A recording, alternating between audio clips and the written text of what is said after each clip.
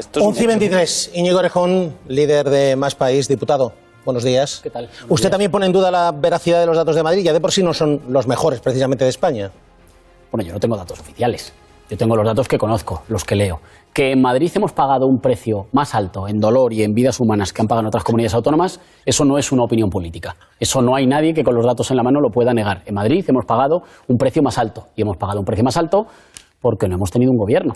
Porque en la Comunidad de Madrid lo que ha habido es una especie de comité de campaña electoral más dedicado a enzarzarse en peleas con el Gobierno nacional que en cuidar de la salud de los madrileños. Y eso no es, eso no es una opinión que ahora podamos contrastar. Eso es un dato. Es evidente. En la primera ola los madrileños sufrimos más que otras comunidades autónomas, porque aquí no se hicieron los deberes. En otras comunidades autónomas, en Semana Santa, han estado vacunando. Aquí se han cerrado los ambulatorios. Los centros de salud de los barrios durante esta Semana Santa estaban cerrados, así que a la gente le llamaban para que se fuera a 50 kilómetros a esperar 1 hora o 2, y si no podía acudir, no había protocolo para sustituir qué pasaba con esa vacuna, porque la prioridad aquí en Madrid no ha sido la salud. Pero lo que está diciendo el gobierno de Isabel Díaz Ayuso es: nuestra prioridad también es la economía, y con la economía o con la hostelería más abierta tampoco hemos tenido muchos peores datos que otras comunidades autónomas donde la han tenido cerrada completamente. Lo que pasa es que ahí, en mi opinión, hay un debate falso. El otro día Mónica García lo decía bien. Decía, mi primera medida económica, la vacunación. Esa es la primera medida económica. Si es que en realidad nos jugamos no solo la salud, las posibilidades en Madrid y en España de reconstruir y de salir adelante en lo rápido que vacunemos y en la eficacia con la que vacunemos. Nunca debería haber existido un debate sobre si salud o economía. Son básicamente la misma cosa. Salir pronto de esta, vacunándonos todos y vacunándonos rápido y vacunándonos con garantías, para después reconstruir el país. No debería haber ninguna otra prioridad. Por eso, esta especie de discusión sobre si una vacuna o sobre otra, en esto, aunque sea campaña electoral, no enredemos. Llevamos un año de virus. En un año de virus hemos aprendido que si de alguien nos podemos fiar es de la comunidad científica y los médicos. Cuando no nos fiábamos de nadie, de lo único que nos hemos podido fiar es de los médicos y de la comunidad científica. Las vacunas que tenemos son vacunas que son plenamente seguras. Lo que hace falta es vacunar a más ritmo, a más velocidad y más cerca de casa. Fíjese, Ángela Vera, anoche Martínez Almeida, alcalde de Madrid, portavoz del Partido Popular a nivel nacional, él insistía que Madrid no tiene tampoco peores datos que otras comunidades autónomas. Sí, insistía. Además, Ana Pastor le preguntó en varias ocasiones. Dice el alcalde Martínez Almeida en las últimas horas que Madrid no tiene peores datos que otras comunidades autónomas, que son muchas las comunidades autónomas que tienen peores datos, desgraciadamente, pero dice que en el ámbito económico pues está liderando la Comunidad de Madrid. Madrid no ha tenido los peores datos de la pandemia. Hay comunidades autónomas que tienen peores datos o que han tenido peores datos, desgraciadamente. Pero al mismo tiempo, si vemos los datos comparados con otras grandes ciudades de Europa, no podemos decir que Madrid comparativamente esté peor. Madrid no presentó los peores números de esa segunda ola, ni presentó los peores números de la tercera ola. Y sin embargo, también desde el punto de vista de la actividad económica, teniendo en cuenta el abismo al que nos vamos a enfrentar, Madrid sigue liderando en España el ámbito económico. Es que eso de Madrid sigue liderando así en abstracto. Lo que hay que ver es qué les está pasando a los madrileños. Después de toda la propaganda, los hosteleros madrileños son los únicos que no han recibido ayudas directas. Pues los hosteleros madrileños están más con Ayuso que con la oposición. Eso es un dato como mucho electoral. Yo le digo un dato económico. En Madrid se han congelado las ayudas económicas, en parte porque el gobierno no puso a tiempo ayudas directas y, en segundo lugar, porque estamos yendo a unas elecciones que no hacían falta, que solo han sido el resultado de que en el gobierno de Ayuso y Ciudadanos se llevaban mal y nos han convocado a unas elecciones, y eso ha hecho que todas las ayudas directas a hosteleros, pero también a las pymes en general de la Comunidad de Madrid, todas estén paradas. Pero diputado, usted no me negará que la sensación que hay, y hablando con ellos, es que los hosteleros y las pymes están más con Ayuso que con la oposición. Y usted me dice, pues no les ha dado ayudas directas. Bueno, pero ellos se sienten más cuidados por este gobierno que por la oposición.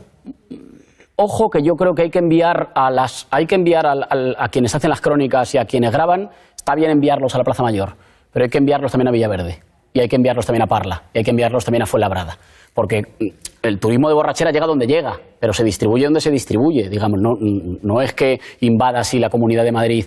Hay de todo. Yo creo que Isabel Díaz Ayuso lleva prácticamente un año en campaña electoral, un año en una campaña de imagen, en la que la prioridad no ha sido cuidar de la salud de los madrileños, ha sido otra, ha sido una campaña de imagen exclusivamente personal. Y no digo ni siquiera el PP, digo exclusivamente personal. ¿Que le está funcionando? Que de momento dicen las encuestas que le podría funcionar. Pero ojo, porque sigue habiendo una clave definitiva en las encuestas. Los madrileños de los barrios y pueblos donde más difíciles están las cosas, votan menos. Si esos acuden a votar, el tablero electoral madrileño cambia drásticamente. Lo que pasa es que se ha asentado un clima muy peligroso, que le viene muy bien a algunos, como de cinismo. Todo da igual, mi opinión no cuenta, conmigo no van a contar. Bueno, pues hay una razón muy clara para saber para qué sirve el voto. En el Pinar de Chamartín vota todo el mundo y en Villaverde no llega a la mitad, casi. Si eso cambia, cambia todo, cambia drásticamente. Y te lo digo, digamos, desde una fuerza política que en todas las encuestas, no solo todas nos dan tercera más Madrid, sino que en todas nos dan subiendo. Poquito a poquito, pasito a pasito, pero en todas nos dan subiendo. Y quedan 3 semanas de campaña. Yo creo que si todos hacemos los deberes, en Madrid puede haber un cambio político. Es necesario, en todo caso, que todo el mundo esté a lo que tiene que estar. Y yo aquí creo que Ciudadanos ha cometido un error grave. Ciudadanos cometió un error grave hace tiempo, que es elegir ser, digamos, comparsa de la derecha y de la ultraderecha. Y eso ha sido malo para los madrileños, pero sobre todo va a ser malo para Ciudadanos, que si no cambia intenta ser esa formación de regeneración que quiso ser, si no gira, desaparece. Por cierto, he visto que en las últimas horas Mónica García, su candidata a Más Madrid, está pidiendo el voto a los votantes de Ciudadanos. Ahora me explica si cree que tienen alguna posibilidad. Pero antes, 11:20.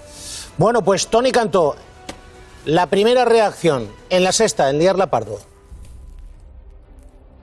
Me sorprende un poco que una persona como yo, que lleva más de la mitad de su vida viviendo en Madrid, no pueda estar en una lista por Madrid. Yo no veo que sea un revés judicial, de verdad, no es esencial. Lo importante no es eso, lo importante es la campaña. Estar o no en las listas para mí es secundario y, bueno, Sánchez, Iglesias o quien sea podrán intentar que los madrileños no voten, podrán intentar que a mí me saquen de la lista, pero bueno, no me van a impedir que haga un mitin. No, esto es la Comunidad de Madrid, no es Venezuela. ¿Qué le ha parecido la decisión? Bueno, es que... ¿Por qué se sonríe? Porque Toni Cantó ya es un personaje bueno, pues que digamos, tiene estas cosas. Yo creo que esto no es por a qué partido vote cada uno o en qué partido esté cada uno, es que, digamos, las normas las tiene que cumplir. Entonces, de repente, a toda velocidad, decide que ahora el Partido Popular le parece muy bien y que él siempre ha vivido en Madrid. No, pues si no vivir en Madrid, a mí como si usted vive en las Seychelles, es que tiene que estar empadronado en Madrid. Si no lo estaba, el Partido Popular tiene siempre una dificultad, digamos, intrínseca con cumplir las normas. Tiene que cumplir las normas. Para Toni Cantó y para Conde, al que en Europa ya sancionaron, digamos, por presuntas relaciones con la corrupción.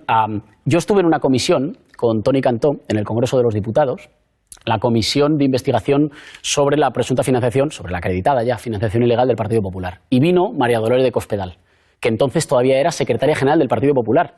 Y Toni Cantó le dijo, bueno, usted comparece aquí como secretaria general de una organización delincuencial. Toni Cantó a María Dolores de Cospedal, usted comparece aquí como secretaria general de una organización que se financia ilegalmente, que es una organización diseñada para delinquir. Por lo tanto, debe pensar ahora que el Partido Popular se ha regenerado tanto que ya no lo es. Claro, tiene que pensar en realidad que el Partido Popular del que Casado era portavoz no tiene nada que ver con el Partido Popular del que Casado es secretario general. ¿Ha pasado algo? ¿No? De cuando Casado era el portavoz a cuando era el secretario general, el PP ha mutado y ahora el PP delincuencial, según Toni Cantó, no según Íñigo Errejón, ahora es otra cosa. Bueno, pues no sé si participará en mítines, no sé si en Madrid yo creo que tenemos cosas más importantes de las que dedicarnos que lo que se le ocurra al señor Toni Cantó. Por cierto, profesor Luis Orriol, ¿qué le ha parecido esa decisión de la justicia? Coherente. De hecho, incluso en la reforma de la ley de 2011 se duplicó el tiempo que se requería de estar censado de 1 mes a 2 meses antes de la convocatoria. Y yo creo que es coherente con el hecho de que se pida que tanto el que vota como el que va a ser representante tenga un vínculo con el territorio. Y eso no atenta contra la igualdad, porque alguien puede decir esto atenta contra el principio de que cualquier español pueda concurrir a ser elegido, ¿no? No se está pidiendo que Cantó nazca en Madrid, sea, digamos, que tenga que venga de descendencias madrileñas, que eso sí que podría ser algo que atentara contra la Constitución. Se está pidiendo algo mucho menor, que simplemente tener cierta vecindad, cierta relación. Tiene razón Cantó, que lleva mucho tiempo viviendo aquí, es decir, ese elemento de estar vinculado con Madrid lo tiene, sin duda. A lo mejor es más sorprendente que se presentara en Valencia después de estar tantos años en Madrid, pero en todo caso el elemento objetivo para acreditar que estás vinculado a un territorio es ese, ¿no? Y por tanto, en fin, yo lo veo lógico. Lo veo lógico y deseable, porque si no podemos encontrarnos que un fenómeno que yo creo que preocupaba mucho ya hace 100 años, que es el del candidato cunero o el paracaidista que se conoce ahora, ¿no? Que son candidatos que no tienen nada que ver con ese territorio, que son puestos en ese territorio. En este caso yo creo que trasciende algo más, que decir, no, es evidente que no es un paracaidista, porque ha desarrollado prácticamente su vida profesional, política aquí también, buena parte en Madrid.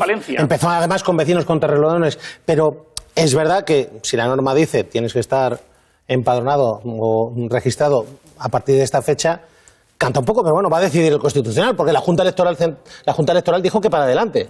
Pero sí es que es una cosa incluso que se sabía antes, ¿eh? O sea, que de hecho a él creo que le preguntasteis, los periodistas le preguntasteis, oye, pero ¿puedes concurrir? ¿Estás empadronado aquí? Bueno, yo llevo mucho tiempo viviendo en Madrid. Si es que eso es muy sencillo, es una norma y tiene que cumplirla, tiene que estar empadronado en Madrid. Si no está empadronado en Madrid, no puede ser candidato en Madrid, tiene que elegir dónde quiere serlo. Era en Valencia, porque está empadronado en Valencia. Es que uno no puede estar empadronado en 2 sitios a la vez. En realidad esto es muy sencillo.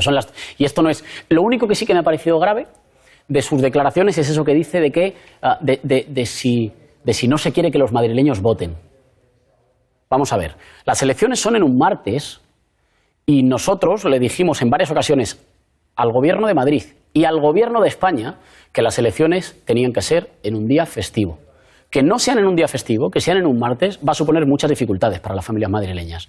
Porque, ojo, los colegios obviamente no operan, porque los colegios están para ser colegio electoral. Así que es un día en el que si tienes hijos, los hijos no pueden ir al colegio, se tienen que quedar en casa, tú tienes que trabajar y a la vez tienes que pedirte un permiso para ir a votar. Si no se quiere que eso suceda, tanto el Gobierno de Madrid como el Gobierno nacional al que se lo pedimos, y la ministra María Jesús Montero llegó a decir que lo iban a estudiar, el 4 de mayo debería ser, si se quiere que vote la gente, el 4 de mayo tiene que ser un día festivo para dar más derecho a la igual participación. Porque uno dirá, hombre, pero todo el mundo puede cogerse un permiso en el trabajo. Sí, pero depende. La gente en general, por ejemplo, con más renta trabaja más cerca de casa. Tiene derecho a tener un tiempo para votar. Tienes que pedirlo antes, tienes que estar contratado con seguridad laboral, porque imagínate que tú lo dices y estás contratado en condiciones precarias y te dicen, no me fastidies, que vamos a estar muy mal ese día de turnos, anda, échame una mano. O resulta que a lo mejor tú vives en Coslada y te vas a trabajar al centro de Madrid y tienes que regresar a Coslada 1 hora y media y luego volver. Es que eso también va a dificultar que la gente que tiene las cosas más difíciles pueda votar. Para que eso no pase, el día 4 de mayo, festivo, ¿con quién van a dejar los niños, las familias? ¿Qué haces? ¿No pueden ir al colegio? Tú tienes que ir a trabajar, tú y tu pareja, y los niños. Entonces, que venga Toni Cantó, lo dijo el otro día. ¿Y esta vez es más difícil dejar a los niños con los abuelos? Bueno, tiempo de pandemia. Es que no podrías, salvo que los abuelos estén vacunados. O vivan contigo, forman parte de la burbuja, pero claro, incluso en esas condiciones. Carlos Cue, Diario El País, pregunta para Íñigo Errejón. Sí, yo entiendo que ahora en campaña a lo mejor es difícil hablar de esto porque estáis en fin, todo el mundo está debatiendo sus posiciones, pero apelo un poco a Íñigo Errejón, también politólogo y analista. La derecha se está reagrupando, naturalmente. Ciudadanos está haciéndose más pequeñito, se está desapareciendo. Vamos a ver qué pasa con Vox, pero es posible, por lo menos Casado va a intentar que Vox vaya a ser más pequeñito y se reagrupe un poco la derecha. Pero la izquierda no. ¿Hasta qué punto, después de estas elecciones, cree que hay alguna posibilidad de esa escisión que se produjo, esa ruptura, reagrupar, buscar alguna plataforma? De alguna manera, si la derecha se reagrupa, ¿caminamos hacia un reagrupamiento también de la izquierda o cree que vamos a seguir igual? Yo diría que la derecha lo que está viendo es una radicalización que se está cobrando víctimas. La primera víctima que se está cobrando es Ciudadanos. Ciudadanos eligió un mal camino y va a desaparecer, pero no porque hayan hecho ningún acuerdo. Ciudadanos va a desaparecer precisamente por haber ido demasiado de la mano del Partido Popular y de Vox. Y yo creo que no van a entrar. El efecto real es que va a ir agrupando. El efecto real es que los matan. Digamos que decir que se reagrupa es una forma cariñosa, ¿no? Pero el efecto real es que yo creo que van a desaparecer. Y ojo con que la ultraderecha empieza a estar en zona de peligro para no entrar en la Asamblea de Madrid. Yo creo que nosotros lo dijimos muy claro desde el principio, lo dijo Mónica García muy clara. En Más Madrid siempre hemos estado. Ha sido la fuerza política que se ha echado al hombro a hacerle la oposición a Ayuso y ser la alternativa a Almeida. Ganamos las elecciones en la ciudad. Y desde que ha empezado la campaña electoral, creo que nosotros no paramos de crecer. En todas las encuestas nos dan claramente tercera fuerza, en todas, no hay una sola encuesta donde esto no pase, en todas tercera fuerza y en todas, poquito a poquito, décima a décima, pero creciendo. ¿Eso qué significa? Eso significa que hay un espacio para nuestra forma de hacer política. Hay un espacio verde y hay una forma para una forma de hacer política Hay un espacio para una forma de hacer política que no insulta. Nadie ha visto a Mónica García insultando, como no me han visto a mí insultando en el Congreso de los Diputados. Nos han visto hablando de cosas de las que nadie se encarga. Es que nadie se encarga de la salud mental, o del cambio climático, o de la conciliación, del tiempo que tienes y de liberar tiempo de vida y de reducir la jornada laboral. De esas cosas solo se encarga una fuerza política verde como nosotros. Y ese es un espacio propio. Y a tenor de lo que dicen las encuestas, es un espacio en crecimiento. También otro giro lo vivimos aquí, donde está usted sentado. Ángel Gabilondo nos anunció: yo, si soy presidente, no voy a tocar los impuestos en la Comunidad de Madrid. En esta legislatura mini de 2 años. De 2 años. Y le preguntamos, pero ni siquiera el impuesto de patrimonio, ni siquiera el impuesto de sucesiones. Dijo, ni siquiera. Entonces yo le pregunto, señor Errejón, ¿usted aceptaría formar gobierno con Gabilondo sin tocar los impuestos, o para usted es una línea roja? Desde que se nos coló en el debate nacional lo de las líneas rojas, es de los peores inventos que hemos hecho, de los peores inventos gramaticales, pero que luego se han convertido en realidades. Si sumamos para un gobierno alternativo, va a haber gobierno alternativo. Yo lo intenté en junio del 19, incluso invitando a Ciudadanos. Y algunos dirán, bueno, qué ingenuo. No, hombre, es que si no, no salía. Es que era la única alternativa, que los ultras de Vox no tuvieran la llave. Si hay posibilidades de gobierno, vamos a formar gobierno. Este gobierno en Madrid va a ser un gobierno para 1 año y medio, porque como ustedes saben, por el Estatuto de Autonomía hay que volver a votar dentro de 1 año y medio. Va a ser un gobierno para 1 año y medio.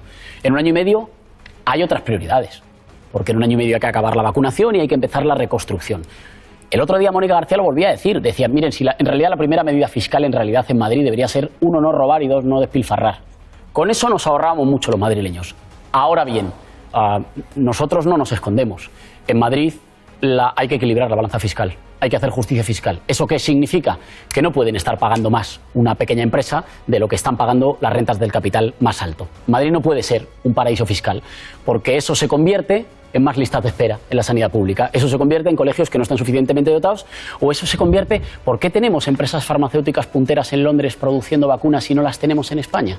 Pues no las tenemos en España porque para eso hace falta inversión pública que atraiga talento y que atraiga capital, no que atraiga casas de apuestas, que atraiga capital para que los buenos trabajadores, los científicos españoles, se puedan quedar aquí a trabajar en nuestro país. Entonces, señor, eso requiere un Estado con capacidad económica. Lo comentábamos antes ahora en la publicidad. Eso no es solo que lo diga Más País y Más Madrid. Lo está diciendo Joe Biden. Joe Biden, que no era Sanders, tampoco. Joe Biden ha lanzado un intento de acuerdo global para una fiscalidad justa, que básicamente tome nota de lo que ha pasado este año. Impuesto de sociedades global de un 21 aproximadamente, es la propuesta de Janet Yellen. A los millonarios hay que dejar de regalarles los impuestos, porque a todos los que nos están viendo no les regalan los impuestos. Entonces, los madrileños pagan los impuestos que les deben. Pero, señor Errejón, Más Madrid, Mónica García, Íñigo Errejón, ¿qué le exigen a Gabilondo para gobernar en una fórmula, digamos, que desbanque a Isabel Díaz Ayuso? ¿Hay algún tipo de exigencia? Lo que exigimos es que sumemos y que tengamos como prioridad la salud de los madrileños, los servicios públicos, la justicia ambiental y la justicia social. ¿Vamos a estar de acuerdo en todo? No, pero es que si es que yo estoy a lo que Pero digo. con este Gabilondo sí. Digo, con el que no va a subir los impuestos en año y medio. Con todos los que sumemos. Pues si resulta que Gabilondo ahora dice que es que eso no le parece una prioridad, nos sentamos y valoramos las prioridades. Nosotros no somos los de las líneas rojas, nosotros no somos los de los vetos, no somos los de andarnos con las peleas. Si sumamos, hay que hacer un gobierno transformador. ¿Qué le exigiríamos nosotros? Que hagan su parte. Que se vuelquen en campaña y que hagan su parte. Nosotros la estamos haciendo y por eso Más Madrid va de subida. Que hagan su parte. Pero ¿no cree usted que va a sorprender a sus propios electores? Imagine que forma este gobierno con Ángel Gabilondo y que se encuentran que en 2022 sigue exento el impuesto de patrimonio en la Comunidad de Madrid. Y usted, por lo que le entiendo, usted está dispuesto... digamos, no es una línea roja para usted, no sería un trago para usted y para sus electores, en fin.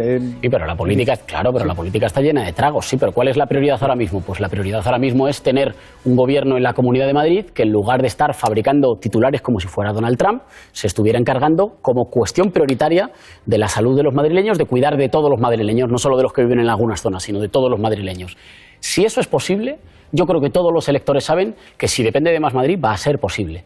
¿Estaremos de acuerdo en todo? Pues no estaremos de acuerdo en todo. Pues oiga, si es que en política, también como en la vida, uno acuerda hasta dónde quiere llegar. Mire, yo quiero llegar hasta el final de la pared. Ah, pues yo solo hasta la mitad. Bueno, pues vamos hasta la mitad y seguimos empujando. Pero yo creo que todo el mundo lo sabe. Yo creo que para todo el mundo es claro, digamos, cuáles son nuestras propuestas. Fíjese, incluso en el Congreso de los Diputados, donde tenemos menos peso, creo que claramente nosotros hemos empujado a este gobierno a asumir retos, y hemos puesto encima de la mesa retos, cuando lo hemos hecho con el cambio climático, cuando lo hemos hecho con la reducción de la jornada laboral, que ahora si me dejas te lo cuento, que ha hecho Mónica García hoy una propuesta, cuando lo hemos hecho con la salud mental, le hemos puesto al Gobierno en agenda cuestiones que nadie más pondría. Si lo hemos hecho en el Congreso de los Diputados, imagínese, en la Asamblea de Madrid, digamos, donde lo llevamos haciendo y con mucho más peso. Ahora bien, lo digo porque acabamos con la noticia que habéis contado y las declaraciones que hacía Unai Sordo de Comisiones Obreras. El Gobierno nacional tiene que cuidar un poquito más de los socios. Está bien que hoy Sánchez haga un anuncio sobre qué va a hacer con los fondos europeos, pero tiene que contárselo a la Cámara donde ha sido elegido, que es el Congreso de los Diputados, y tiene que sacar los números suficientes en esa Cámara. Hoy le oigo a decir al presidente del Gobierno... Este miércoles comparece, ¿no? Este miércoles comparece.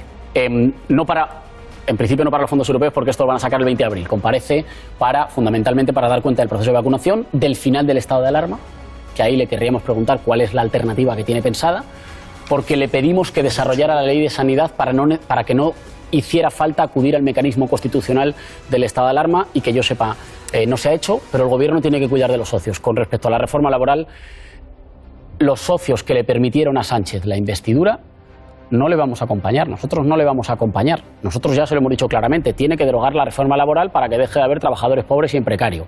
Si no lo hace, se tiene que buscar socios nuevos, y no anda sobrado de socios nuevos. Volvemos enseguida con... ¿Usted de verdad cree posible? Y Mónica García lo ha planteado hoy para la Comunidad de Madrid.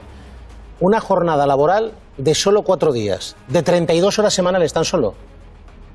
Pero eso realmente es factible. Bueno, ustedes han llegado a un acuerdo con el Gobierno para poder poner en marcha, digamos, un plan piloto. Es un proyecto piloto y este es claramente el horizonte de futuro, pero hay que caminar con flexibilidad. Yo creo que hay sectores donde ya es posible y sectores donde es más difícil. ¿En qué consiste el proyecto piloto? El proyecto piloto son 50 millones de euros para que las empresas que libremente así lo decidan reciban una ayuda, o para reorganizar el proceso, digamos, productivo de la organización laboral, o para introducir novedades tecnológicas o de innovación que ayuden a descargar un poco la carga de trabajo en los trabajadores. Hace 20 años la sostenibilidad decían que era enemiga del progreso económico, y hoy hasta la Unión Europea dice que la base del próximo posible crecimiento económico pasa por la transición ecológica de nuestras economías. Yo creo que en la liberación de tiempo va a pasar lo mismo. No es solo que sea bueno para las personas, es bueno para las empresas. Lionel Jospin lo impuso en Francia, acordaros que fueron 35 horas, creando más de 350.000 empleos, es decir, reducción del tiempo de trabajo sin reducción de sueldo, y la gente dirá, ¿pero eso por qué es posible? Pues eso es posible porque el trabajo que hoy hacemos produce más. Y porque la base de que produzca más no es el número de horas, es la creatividad, es la formación, es la salud de los trabajadores, es la tecnología. Nosotros no tenemos que ser un país que compita por abajo, tenemos que competir por arriba. En esto creo que a veces tenemos en España todavía existe como un cierto complejo provinciano, diría. Porque cuando lo vemos que Microsoft lo prueba en Japón, o que lo prueba el sector metalúrgico en Alemania, o que la primera ministra neozelandesa dice que lo quiere probar, nos parece que es moderno, innovador, atractivo. Y cuando decimos de hacerlo aquí, decimos como si fuéramos menos. Nosotros no, aquí no se podría. Hoy Mónica García lo hemos propuesto desde Más Madrid, diciendo que queremos que estén los pliegos de la contratación pública con la Comunidad de Madrid, no que sea obligatorio, pero que intentemos cuidar más a las empresas, que apuesten más por la conciliación y la salud de los trabajadores.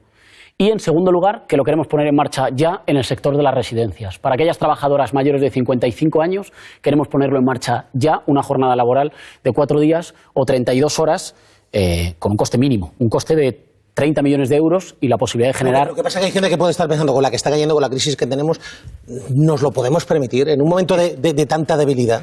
Precisamente con la que está cayendo, los fondos europeos son una oportunidad para reconstruir la economía española. Y reconstruirla fortaleciéndola. No podemos ser siempre una economía de bajo valor añadido, de baja innovación, una economía, digamos, poco exigente y poco diversificada. Precisamente ahora es el momento de apostar. Estamos teniendo reuniones con las empresas. La última ha sido un conjunto de empresas, de pequeñas empresas del sector turístico en Granada, que lo están poniendo en marcha. Nosotros proponemos la reducción de la jornada laboral por razones medioambientales, porque hay que desplazarse menos y eso contamina menos y vidas más lentas son menos contaminantes, por razones de conciliación, por razones de salud y por razones de productividad. Pero las empresas con las que hablamos nos hablan fundamentalmente de sus resultados económicos. Nos hablan de cómo baja el absentismo laboral y las bajas laborales, de cómo aumenta el compromiso con la empresa y de cómo aumenta en muchas ocasiones la creatividad de los trabajadores. Yo creo que todos los que estamos aquí sabemos que lo que de verdad vale del trabajo es el trabajo bien hecho. No esta especie de obsesión presentista del siglo XX de que hay que estar atornillado muchas horas. Precisamente porque estamos en un momento difícil y hay que reconstruir, hay que apostar por trabajar menos, para trabajar en mejores condiciones y para trabajar todos, para que trabaje más gente. Como fundador de Podemos, ¿qué le ha parecido que Pablo Iglesias señale a Yolanda Díaz, la ministra de Trabajo, ahora vicepresidenta, como el posible o la posible lideresa, candidata referente de Unidas Podemos en el futuro? Es una pregunta para los representantes de Unidos Podemos. Usted ha sido fundador de Podemos. Bueno, y lo que ahora existe se llama Unidos Podemos y tienen que opinar los dirigentes de Unidas Podemos. Yo creo que Yolanda ha sido una buena ministra de Trabajo y espero que siga desarrollando bien su trabajo. Pero nuestra relación con el Gobierno no depende de las caras, depende de las ideas y de los compromisos. El Gobierno tiene que cumplir lo que adquirió en el compromiso de investidura. Yo creo que como el Gobierno es de coalición, a menudo se nos olvida que el Gobierno, incluso cuando se pone de acuerdo dentro, todavía le faltan 21 escaños en el Congreso de los Diputados. Y el Gobierno, en principio, todavía no está cumpliendo con la inmensa mayoría de sus compromisos. Se comprometió a una ley de cambio climático avanzada y ni la comunidad científica, ni las organizaciones ecologistas, ni los verdes europeos, ni nosotros como Fuerza Verde estamos nada satisfechos con lo que ha sacado. Por eso lo ha sacado por la puerta de atrás. Se comprometió un ingreso mínimo vital que es dificilísimo cobrar por las votos en contra de Vox. ¿Por qué dice por la puerta de atrás? Bueno, con los votos en contra de Vox. No va a llegar ni al pleno del Congreso de los Diputados. Creo que cuando estás orgulloso de una ley, la llevas a pleno. La ministra el viernes, es un primer paso y además se puede mejorar. Se podía haber mejorado en el trámite de enmiendas, pero yo creo que no han querido aceptar. Estuve el otro día reunido con Mónica García, con más compañeros de Más Madrid, con las principales organizaciones ecologistas, con Amigos de la Tierra, con Greenpeace, con SEO Verlife, con muchas organizaciones. Están profundamente decepcionados. Si el Gobierno hubiera querido que era una ley para lucirla, la hubiera llevado a pleno. La ha aprobado a toda velocidad porque es una ley muy por debajo de lo que necesitamos. Es una ley como para hace 3 años, pero es que la destrucción del planeta va tan rápida que debería ser lo único importante. Y como eso, no me quiero extender, pero como eso, el ingreso mínimo vital, ahora lo de la reforma laboral, el Gobierno se tiene que poner las pilas. Creo que hasta ahora ha tenido una confianza. Como lo que tengo enfrente es peor, ¿no? Como lo que tengo, y ciertamente es peor. Como lo que tengo enfrente es peor, me basta con ser un poquito menos malo que lo que hay enfrente, claro, que la ultraderecha. Profesor Errejón, de 0 a 10, Gobierno de coalición, ¿cuánto le da? Está peleando por el aprobado raspado. Claro, lo que pasa es que lo que tiene enfrente es una gente que nos quiere hacer retroceder. ¿Qué le da? 50 años. ¿Qué le da? ¿Al Gobierno? Sí, al de coalición. Sí, al Gobierno de España. Está peleando por... a lo mejor en septiembre saca el aprobado. Claro. ¿Usted lo suspendería en junio? En junio necesita mejorar. ¿Sabes que ahora la nota se pone necesita mejorar? Pero yo soy un clásico, soy del AGB. De 0 a 10, ¿qué nota le pone? Veremos a ver cómo acaba, peleando por el aprobado. De 0 a 10. Peleando por el aprobado es que está ahí en la cuerda intentando... Nosotros queremos que apruebe. De hecho, te doy una prueba, pero no una prueba que son las declaraciones de Errejón, te doy una prueba. Nosotros le hemos apoyado en todos los estados de alarma porque creíamos que hacía falta. Y porque enfrente, la oposición de las derechas que hay es un despropósito. Es una gente que nos quiere hacer retroceder 50 años. Es que a mí no me... ¿Viste el otro día a la... creo que es la consejera de... creo que es de Educación, de Vox, tránsfuga de Vox en Murcia, que dijo que ya no se va a vacunar? No es de Vox ya. Ya no es de Vox. Supongo que mantiene las mismas ideas, pero ahora en el PP. No habrá tenido... No, que el PP está girando al centro, pero cada semana intenta girar al centro. Vendrá de muy allá, va a tener que girar tanto. El otro día la consejera de Educación de Vox... Mabel Campuzano. Dijo que ella no se vacunaba. Es la señora de la que depende la educación pública de los niños murcianos. Claro, es que lo que nos estamos jugando en Madrid es muy gordo. O sea, es que os imagináis a Rocío Monasterio diciendo exactamente lo mismo y estando al mando de la educación pública de los niños madrileños. A mí eso me preocupa muchísimo, pero es que creo que hay mucha gente de buena fe, incluso que ha podido votar conservador, que dice, hombre, yo no quiero poner a alguien de la Inquisición a cuidar de la educación pública de los niños madrileños. Orriols, profesor, pregunta para el profesor Errejón. Sí, me gustaría retomar, seguir el hilo de la pregunta de Carlos Cue. ¿Por qué otro partido en la izquierda, en un momento de gran convulsión política, inestabilidad política, la justificación de que haya una nueva formación puede ser porque quiere reemplazar a una formación existente, es decir, lo que busca es reemplazar un espacio ya existente, o segundo, es crear un espacio propio, cree que existe un espacio que se puede cubrir. Yo, por la respuesta que has dado, entiendo que es la segunda opción, existe un espacio propio, un proyecto verde cosmopolita. Es así. Un proyecto verde de justicia ambiental y justicia social. Vale, si esto es así, se justifica que no haya unión de las izquierdas porque vosotros estáis intentando consolidar un nuevo espacio. La pregunta siguiente es, ¿cómo vais a consolidar esta formación? Varias preguntas. ¿Os vais a presentar en todo el territorio? ¿Vais a mantener la marca? ¿Vais a seguir teniendo socios regionales que no sean de vuestra marca, que diluyan o que desdibujen ese proyecto? Me gustaría preguntaros a nivel organizativo, ya que apostáis por tener un espacio propio, no estáis intentando reemplazar a nadie, si es que queréis un espacio propio. ¿Cuál es el proyecto de organización que tenéis para el futuro? Espera un momentito, señor Rejón. Es que le están preguntando ahora mismo al consejero de Sanidad precisamente por la polémica en torno a AstraZeneca en la Comunidad de Madrid. Administrar todas, bueno, las de Pfizer ya sabe que las estamos administrando para mayores de 80, ya de 79 hacia abajo en centros de salud principalmente, y también algunas en el ámbito hospitalario, y luego, bueno, pues con AstraZeneca principalmente en puntos de vacunación masiva. Pero claro, para vacunar hay que tener vacunas, que es algo que llevamos reclamando, y sobre todo también, que es algo que habíamos pedido, que la vacuna AstraZeneca que no tuviese límite de edad, como llevamos diciendo desde que se autorizó por parte de la Agencia Europea del Medicamento la vacunación de AstraZeneca, puesto que ya hay son superiores a los riesgos de manera muy importante, y ahora lo importante es inmunizar y que la gente no se contagie. ¿Empiezan los grupos de las personas de riesgo empiezan a vacunarse también en hospitales? Sí, empezamos este fin de semana en 11 hospitales y, bueno, además tengo que decir con un porcentaje de aceptación de la vacuna muy elevado, que eso es la buena noticia. Bueno, seguiremos también con esos pacientes con comorbilidades, puesto que también es población a proteger y bueno, insisto, siempre en función de las vacunas, que es lo que nos marca siempre el ritmo de vacunación. En directo para El Rojo Vivo, no sé si a esa petición que ha hecho usted para que haya vacunación voluntaria antes de los 60 años, ¿ha recibido algún tipo de contestación por parte del Gobierno?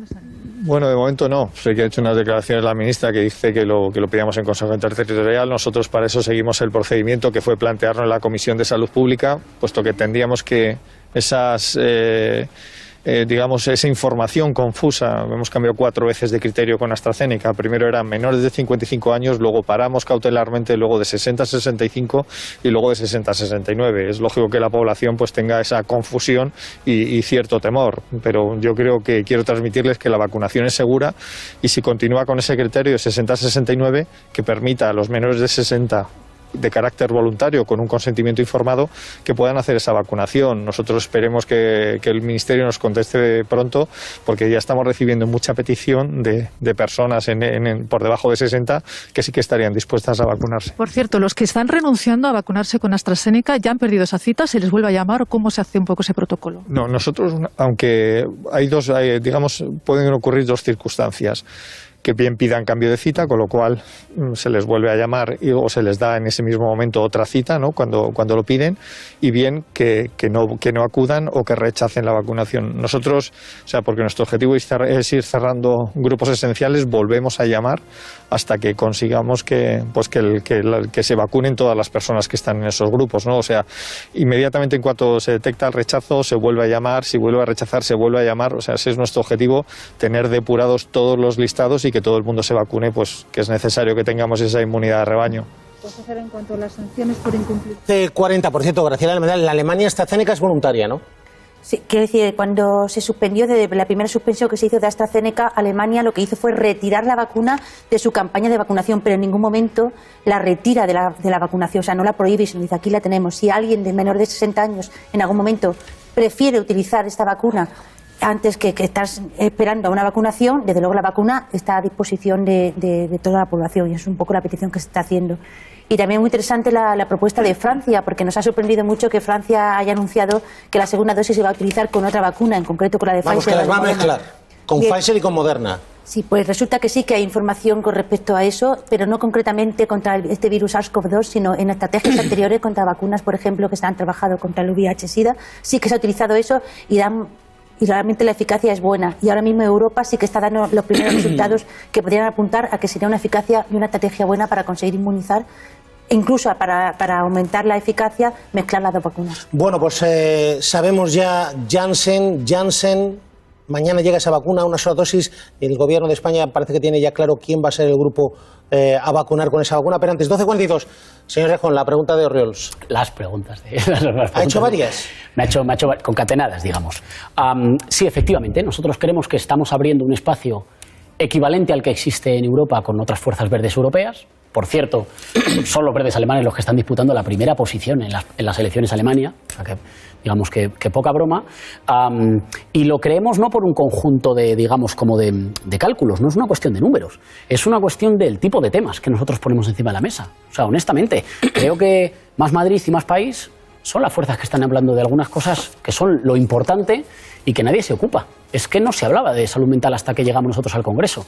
Y no se le da el peso suficiente al cambio climático, no se le da el peso suficiente a la liberación de tiempo de vida para poder conciliar. Es que creo que nos ocupamos de asuntos muy importantes de la vida cotidiana que no hacen tanto ruido y que no tienen que ver con los insultos, pero que van, digamos, a lo que determina si puedes tener una vida segura y feliz o si tienes una vida en peores condiciones. Yo no creo que la colaboración, por ejemplo, la alianza Más País Compromís, diluya ni a Más País ni a Compromís. Creo que Compromís es muy visible como fuerza política de ámbito valenciano y valencianista, y creo que trabajamos juntos. Vamos, es un placer trabajar con Jon Baldoví y con Mónica Oltra y con el resto de compañeros, y creo que eso no diluye, sino que al revés, que refuerza. A mí me parece que es muy satisfactorio y me gustaría que lo siguiéramos probando. De hecho, habrá compañeras y compañeros de Más País, de Compromís, ayudando en alguna cosa harán con nosotros en las elecciones madrileñas, nosotros cuando lo necesiten en las elecciones a la Generalitat Valenciana. Para mí ese es un modelo que me gustaría que fuéramos transitando, que es un modelo federal de igual a igual. Nosotros no le decimos lo que tienen que hacer, ni ellos a nosotros. Colaboramos, ¿por qué? Porque compartimos una sensibilidad LGTBI, feminista, ecologista, y yo creo que eso, pues yo creo que hay mucha gente que es consciente ya que si nosotros no estuviéramos hay temas de los que no se hablaría. Sí, pero... Íñigo Errejón, tienes 15 segundos. No, sí, pero os vais a presentar en todo el territorio con las siglas más país, porque ya Más Madrid pasó a ser Más País y ahora otra vez es Más Madrid, o vais a tener solo un modelo de confederación con fuerzas existentes y vais a ser una fuerza madrileña. No, somos una fuerza, de facto somos una fuerza ya nacional en el Congreso de los Diputados, seguiremos trabajando y sobre todo, digamos, en mi opinión, eso hay que hacerlo poco a poco. Yo recibo ahora muchos mensajes. Empieza ya el ciclo electoral. En un año y pico tenemos un nuevo ciclo electoral. Vamos a pelear para lograr que haya un gobierno decente en Madrid. Creo que somos decisivos y creo que somos una fuerza progresista. Tercera fuerza, creo que somos, además, lo tengo que decir, una fuerza que está bendecida porque tiene la mejor candidata. Pero somos una fuerza que va subiendo según avanza la campaña electoral, que somos quienes estamos empujando el conjunto del bloque, y me preguntas si cuando pasen las elecciones madrileñas seguiremos haciendo el mismo trabajo y federarnos con fuerzas, digamos, de igual a igual. Yo estoy satisfecho con el balance de este tiempo en el trabajo en Madrid y en el Congreso de los Diputados, y muy satisfecho de la relación con ECO, de la relación con Compromís. Creo claramente que se abre, que es muy identificable para la gente, que tenemos otra forma de hacer las cosas, que se resume de manera muy fácil. Es que nadie recuerda un insulto de Mónica. Es que de Mónica lo que se recuerda es que ella no iba de visita a los hospitales, ella trabajaba en los hospitales y a la vez iba a la Asamblea de Madrid a decir lo que no funcionaba. Y esa forma de hacer política diferente, que a lo mejor no hace tanto ruido, es claramente un carril propio. Íñigo Errejón, gracias por estar con nosotros. Gracias por invitarme. Suerte en la campaña. ¿Te sorprendió que Pablo Iglesias dejase la vicepresidencia de gobierno para ir de candidato a la Comunidad de Madrid? ¿Le sorprendió sí o no? Sí. Bueno, no me lo esperaba, yo creo que nadie se lo esperaba, ¿verdad? Pero despejó una duda. Yo creo que Unidas Podemos estaba cerca de no superar la barrera del 5% y ahora pues creo que la va a superar. Y eso es una buena noticia porque entonces todos los votos progresistas cuentan. Íñigo Errejón, gracias. Muchísimas gracias. Ana Gamar, ya sabemos, Janssen.